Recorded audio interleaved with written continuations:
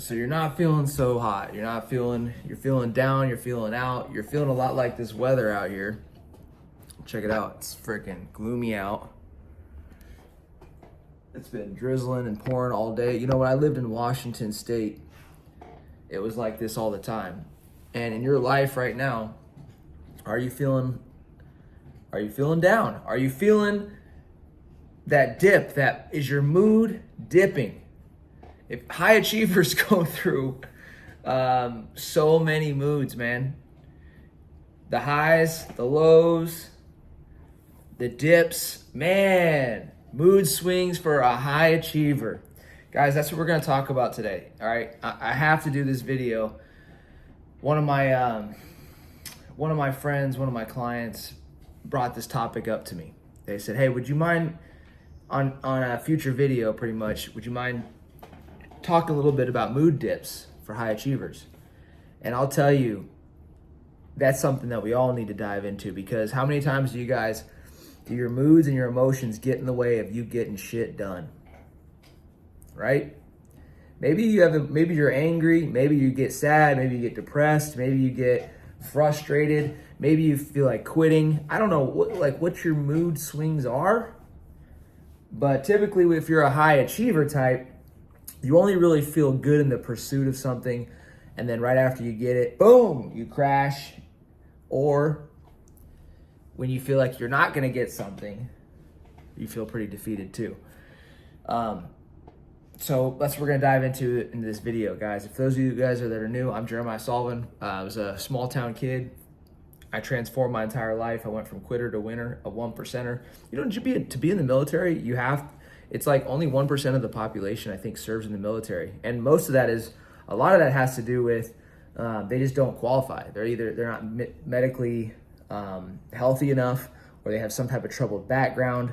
It's a crazy statistic. So just by being in the military, you actually just you put yourself in a whole different category of human beings. But that was a pretty big accomplishment for me, getting into the military. I was just an enlisted soldier when I came in. Everybody was in charge of me.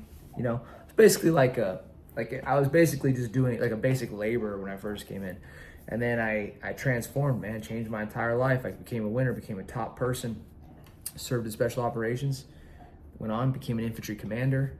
I think on my last deployment, I think my OER, my officer evaluation, I think it says something like 60, we planned for 60 missions. We didn't execute on all of those. I think it's 60 something. I have to double check.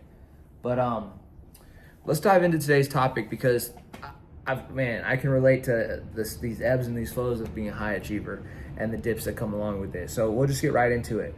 There's a few times in my life where I really had to take a hard look at my emotions.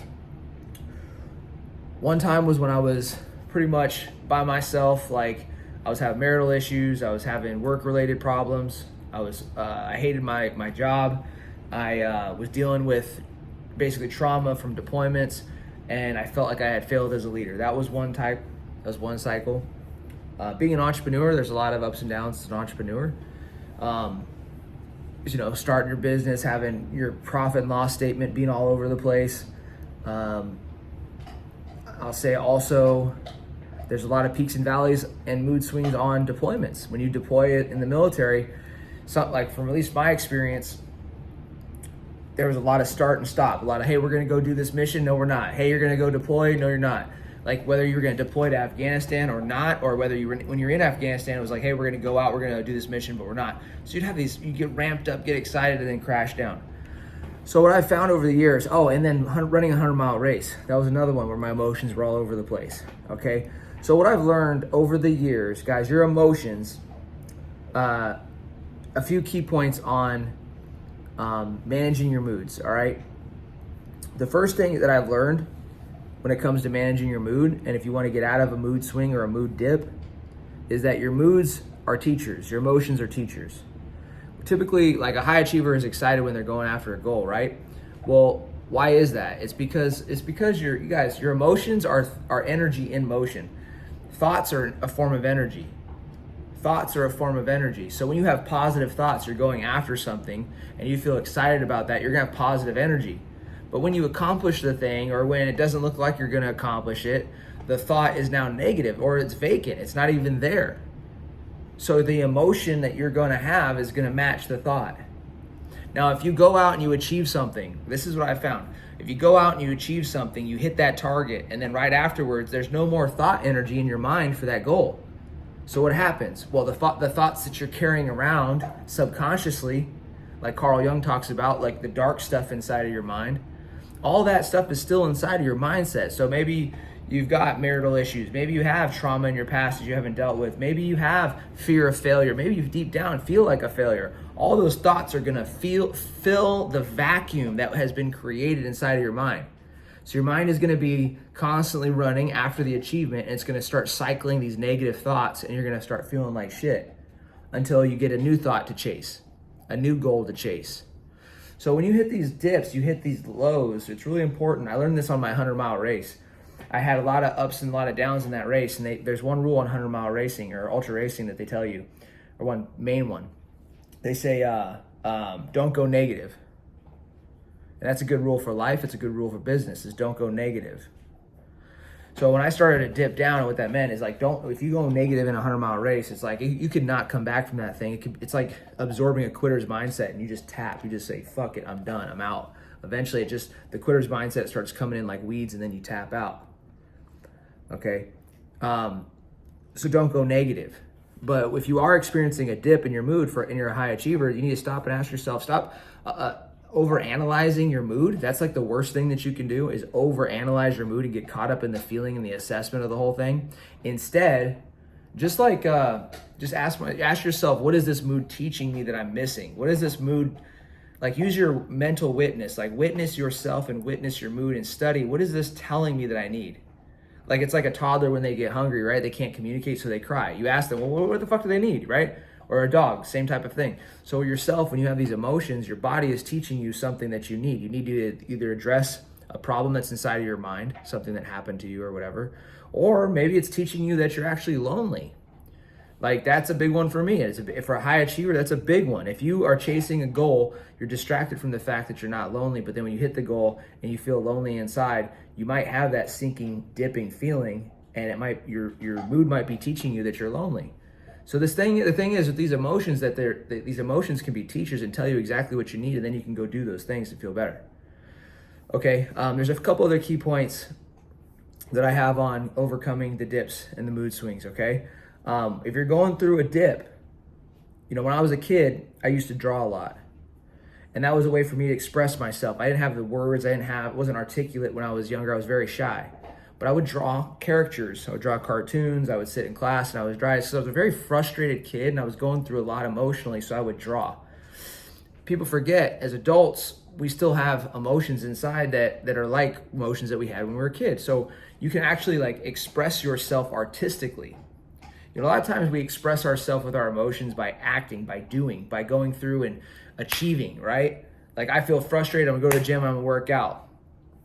And these are all methods that work, but also you might need to just express yourself artistically through writing, through painting, through drawing. I know that sounds weird coming from a guy maybe like me, but engaging in artistic expression is a great way to flush out your emotions and discover what's going on inside of you. Okay, I have some notes over here. That's why I'm looking at some shit that I wrote. The next thing that I do is, there's a energetic pull. You got to pay attention. You got to pull yourself out of your emotion and look around in nature and figure out what everybody's going through energetically. Like right now, when it's overcast out, you're going to feel it, right? Typically, you feel it. But energetically, as a culture, there's a gravity that we all experience. There's a force that we all experience. So when people go through hard times, what I've noticed is that the culture around us starts pulling us negatively. You ever walk into a team or you walk into a house and you can feel the culture of that house? Like when you were a kid, there was probably that house where you're like, oh man, I don't want to go in that house. It felt weird, right? It felt off. So your environment and the environment around us can really pull us down. So I would take a hard look whenever I'm going through something like a dip. I take a hard look at my environment. What's up with my environment? Where is this pulling me down? Where's this energy coming from? And then I get myself out into nature. When I was in Colorado, I used to do a lot of hikes out there. And that was a great way for me to get rid of that negative gravity, that negative emotional gravity. All right, and then the last little point here that I have is You gotta really focus on, to overcome your dips and your emotions. You really gotta like take inventory of your inputs. So what are you consuming? Okay, social media, text messages, phone calls. I had this person on my podcast one time, Frida Doxy, and she was teaching me about like basically when you're going through something, go through your senses, your five senses, and analyze, what am I touching? What am I smelling? What am I seeing? What am I hearing? What am I tasting? What am I exposed to on a regular basis that if I've been interacting with these things, maybe it's causing me to be negative? Are you watching too much politics? Okay, this is a great way when you look at what you're experiencing with life. It's a great way to figure out how your emotions are being triggered and how your emotions are being influenced through the external environment. So there's a few things that you can do on top of not just like the points I gave you for overcoming your emotions, right? You know, there's some other things that I do personally. Whenever I'm going through a dip, I look at the emotional dip, a lot like when I was in recon school. When I was in reconnaissance school, they taught us that you can only stare at an objective for so long before your mind gets fatigued. So if you're like trying to work your way through your emotion, you're trying to get past the negative, you feel like absolute shit, you feel down, you're trying to just work your way through it. Well, you might be like gassed out from actually working. You might hit a point of diminishing return. So what I do personally, and this is what can work for you guys, is I shift to my Fs. I shift from work, I go from working to focusing on either family, my friends, my faith, my fun, and my fitness. Those are the 5 things. So if I can't, if I'm feeling really down at one of those 5 things, I can shift into them and typically get a better experience. I can elevate myself. And that allows me to go from flow state to flow state to flow state. Now, what you don't want to do is add in the 6th one, which is food. Food was actually going to bring you down. You start eating your feelings, you're going to feel like shit. You're going to lose connection with God. You're going to feel even worse. You're going to feel lethargic. So I don't like to do that. I like to focus on faith. I like to focus on family, friends, fitness, and some fun, like whatever fun is for you. I know for high achievers, you guys have to plan fun. You have to plan your fun. You have to, because you guys don't typically do it. You just bypass it. All right. Now these 5 Fs will do for you is they'll give you a focal point, something to focus on. So that way you can take your mind off of the work and you can be re-energized in a new dimension, a new area. Okay. So those are the 5 different ways that you guys can shift your focus to get out of your dips. And those are 4 points on how mood dips actually happen. All right. So I'd like to know, guys, as I close this off, a little bit longer of a video, but I know some of you guys told me that you like the longer videos. I hope you guys got something out of this. What I would say is, the takeaway is reflect. You need to reflect when you're going through something emotionally. Reflect on your mood and ask yourself, what is it teaching you? Become more self-aware. Don't judge your emotions so much as you need to observe them. Connect to the spiritual world. Like figure out what's going on around you so you can actually either step into, so you can go to places that have better energy and get away from places that have negative energy. And all your emotions are transformative experiences. If you're feeling negative, you're just out of alignment. If you're feeling negative, you're out of alignment. You have either a thought that's like nagging inside of your mind that's taking over, or you're just simply not doing something that you should be doing, or you're burnt out from doing something you could be doing. So shift your focus to one of the 5 Fs, and that can help you guys a lot. And then don't sleep on the art. Don't sleep on expressing yourself artistically. That can help you a lot as well. I'll tell you guys, there's really 2 ways to get over yourself: suffering and service. A lot of times I come on here when I do these videos and it's because I'm going through some shit, but when I do the video, I'm providing service and it helps me get over myself. I elevate as I'm teaching. I get into flow state as I'm teaching. And you guys can do the same thing. Go call somebody, go help somebody, go be of service, or just go get your ass and go suffer. Go do some good physical training. All right, that's a longer video. Hey, if you guys like this one, tell me what you like down below. I want to make sure you guys are getting the best content from me. It's helping you guys out with your life, and it's helping elevate you and helping you conquer all your goals. All right, guys, we'll see you in the next video. Conquer all.